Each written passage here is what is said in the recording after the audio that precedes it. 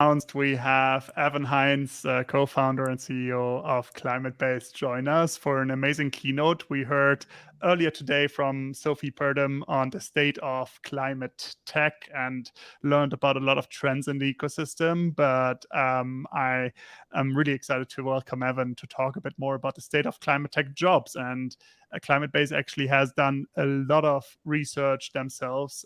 They're sitting on a lot of data that they're sharing for the first time now today. So really excited to have you, Evan. Thanks for making the time, and over to you. And thank you so much for having me. Such a pleasure to be here today. So my name's Evan. I'm one of the co-founders at ClimateBase. And at ClimateBase, we are on a mission to mobilize talent to accelerate climate solutions. To do that, we are building a hiring platform for the climate workforce. And as our amazing hosts explained, we have a lot of data, and I'll be talking about that today. This will be the first time that we're sharing it in this manner, in a sort of more public way. We're not going to be showing all of it. It's way too much to show. So we're going to be showing some of the highlights that we think would be helpful for those of you who are interested in making climate your career. You can just keep in mind, we are going to be releasing this data in a much more public, formalized way, showing all the granularity in an upcoming report that we're really excited to release. So without further ado, let's start off with the problem. So this is stuff we already know, but I think it's important to level set, bring us back down to earth, pun intended. Look, we might be fucked. That's the reality. Things are not looking good, but there is a lot of reason to be hopeful, because right now we're seeing a cultural response, a macro trend among talent responding to the climate crisis, realizing it's affecting them, and wanting to do something about it, not wanting to sit on the sidelines and let this problem happen as they continue to go about their careers that aren't focused on addressing it. So you see this huge wave of talent wanting to work in this space. Simultaneously, we're seeing climate companies now attracting billions of dollars in investment. With the IRA bill, with venture spending, with the public markets, there's a wave of capital and a wave of human capital going into climate. And yet, climate companies all have one problem in common, which is that hiring is a huge challenge for them. Now, first off, before I talk about why, I'll just say this shouldn't exist. This problem should not exist, because the companies that are working in this space are doing some of the coolest, sexiest, most exciting work that's happening in the world today. I mean, who wouldn't want to get paid and make their career focused on addressing climate change? So, why does this exist? It shouldn't exist. Well, the reasons why are threefold. So first, I'll also just say these reasons that we have here, we actually have a whole other component to the report that we'll be releasing. We're not going to be able to touch on it today. It's just too much. But where we show a lot of data from our users, both in terms of what kind of roles are they looking for, but also questions around what has prevented them from breaking into this space. So first and foremost on the list, what's preventing these two audiences of awesome climate organizations from attracting and connecting effectively with the talent on the other side of the marketplace is really around job discoverability. Put simply, finding a climate job for those out there who are trying to use LinkedIn and Indeed, it's just really painful. It doesn't work well. Climate is not a single sector. It is rather a lens through which we see the world. And that makes it really hard to filter by, makes it hard to curate when you already have over 100 million organizations listed on a platform like LinkedIn.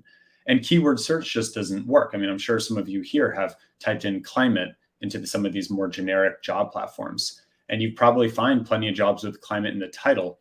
But what you don't find are roles like software engineer or marketing or design, roles that are in high demand within climate, but don't have that keyword in the title. So that job discoverability, that talent discoverability on the other side is a huge barrier. Now, closely related to that are professional networks. I'm sure many of you are here today to try to connect with others in this space. Well, a lot of hiring happens through professional connections. So when we think about the fact that there's no single scaled out community for climate, rather there's a bunch of inaccessible, fragmented communities that are not built for scale all around the internet, this is a major barrier. these networks that exist in other places don't really exist as strongly within climate, though they are just beginning to form right now. And then finally, one of the biggest challenges here, though it's looking at our data, it's not as big as these two, but another big challenge is really around knowledge gaps. Education is another way to think about it.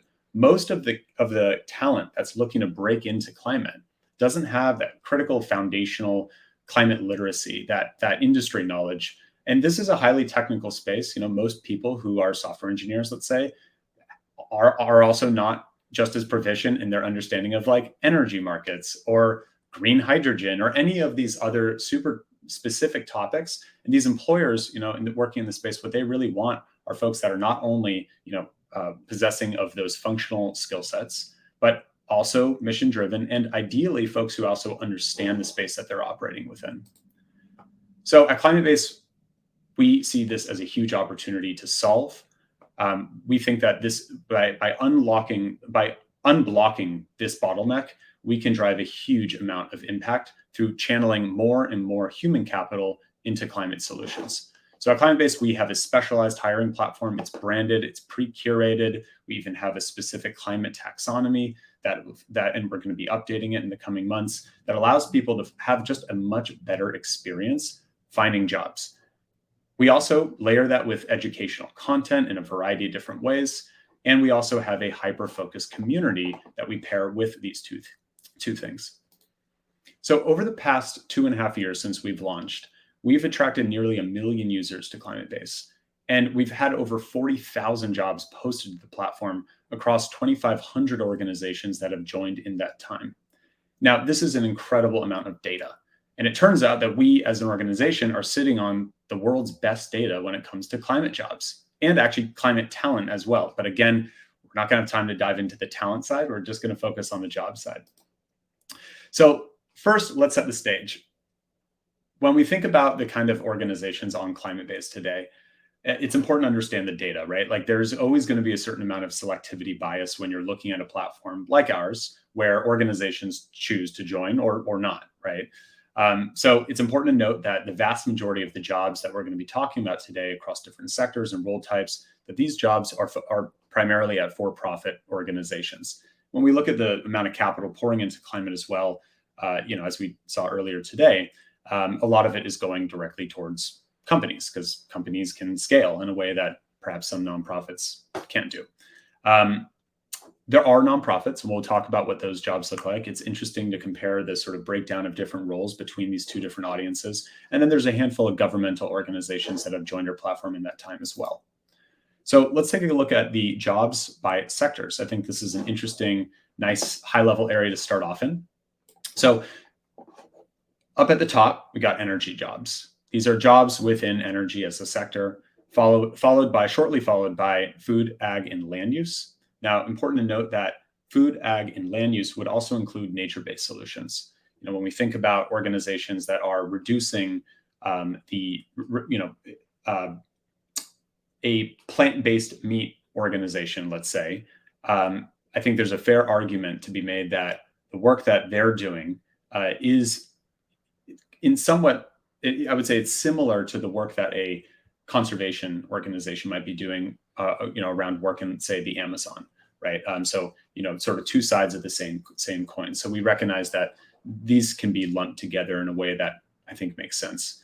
Now, after that, we have transportation, and we actually have a huge amount of opportunity emerging in carbon removal. A lot of the companies that that we saw earlier that are attracting a lot of capital, where, well, they are hiring, followed by buildings, advocacy and policy, materials and manufacturing, media and journalism, and then finally coastal and ocean sinks.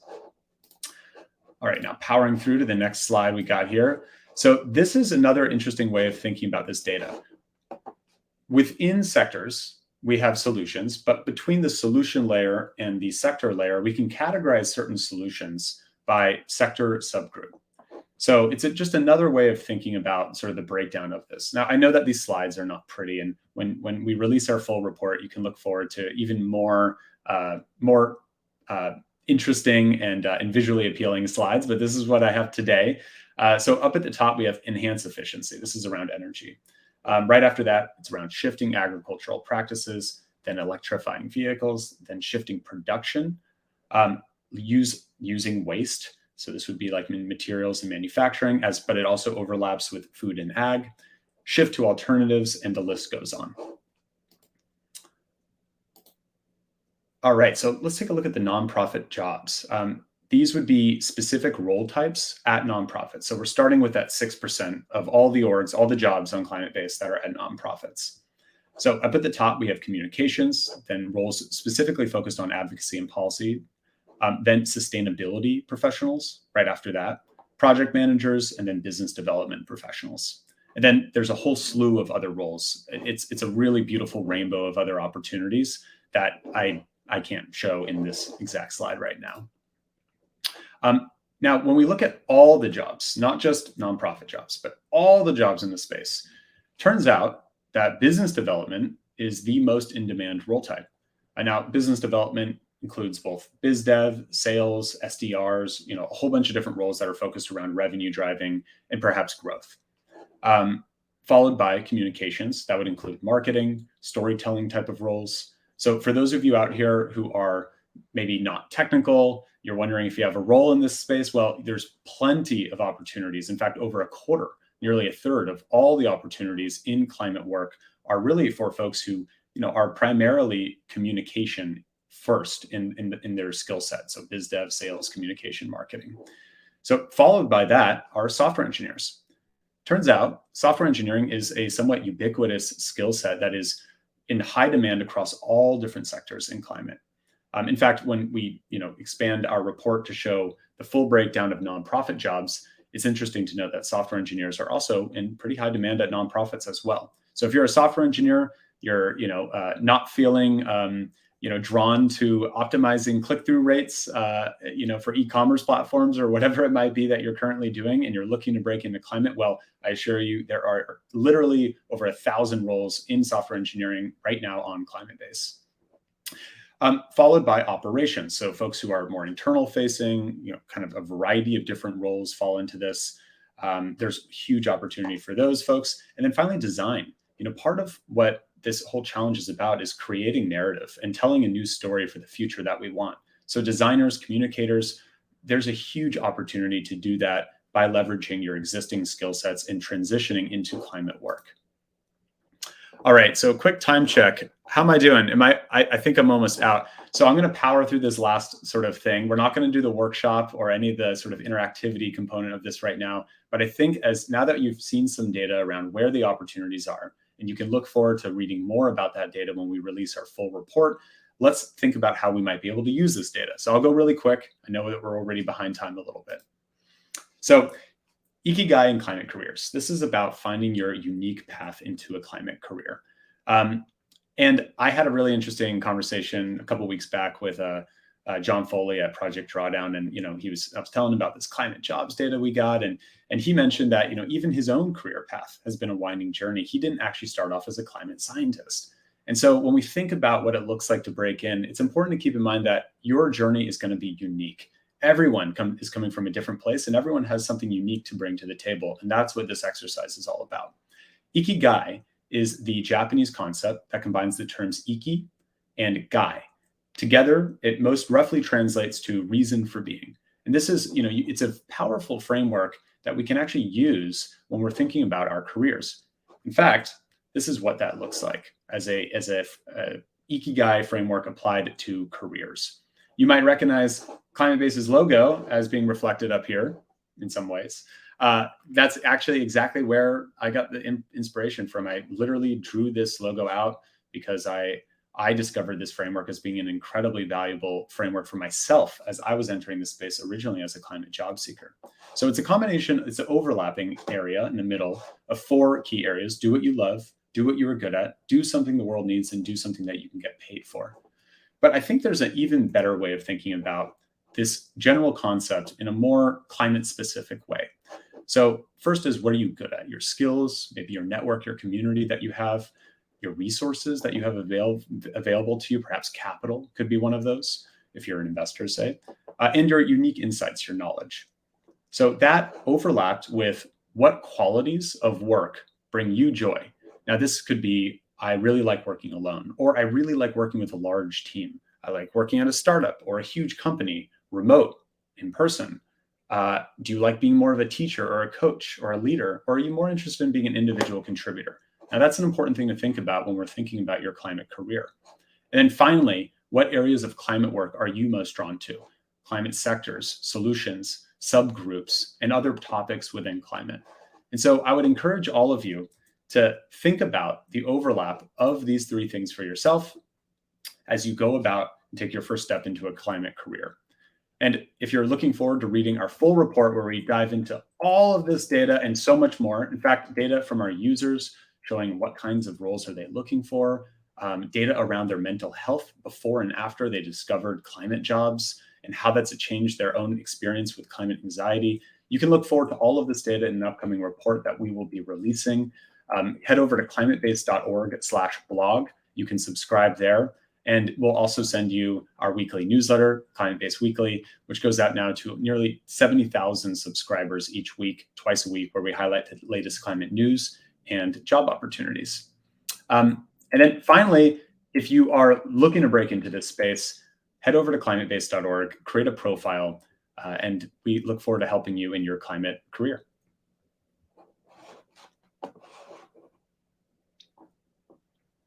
And that's it. Thank you so much, Evan. That was so insightful, so much data that you went through. And I think you'll definitely get some more people following up, asking how they can find out more. We've already got a few questions asking about the slideshow presentation. So if you just don't mind repeating one more time how the audience can find the report and find more information about it. Yeah, absolutely. So I'll drop it in the chat. You can head over to, how do I write in the chat? Let's see. It's not letting me write in the chat. Well, if you go to climatebase.org/blog, that's where you can read our sort of latest newsletters that we sort of repurpose as a blog there. And you can also subscribe. So we're going to be releasing this report soon. And it'll probably come out in the next few months, but something that you all can look forward to. Amazing. Thank you so much, Evan, and hopefully you can enjoy the rest of the conference as well. But thank you for your time and enjoy the rest of the conference. We will be starting the next session in a few minutes, diverting the best talent into climate tech, which is a perfect follow-on from the session that we just had from Evan. So if you just want to have a quick toilet break, make a tea or coffee, we'll be back in 2 minutes with diverting the best talent into climate tech. Thank you.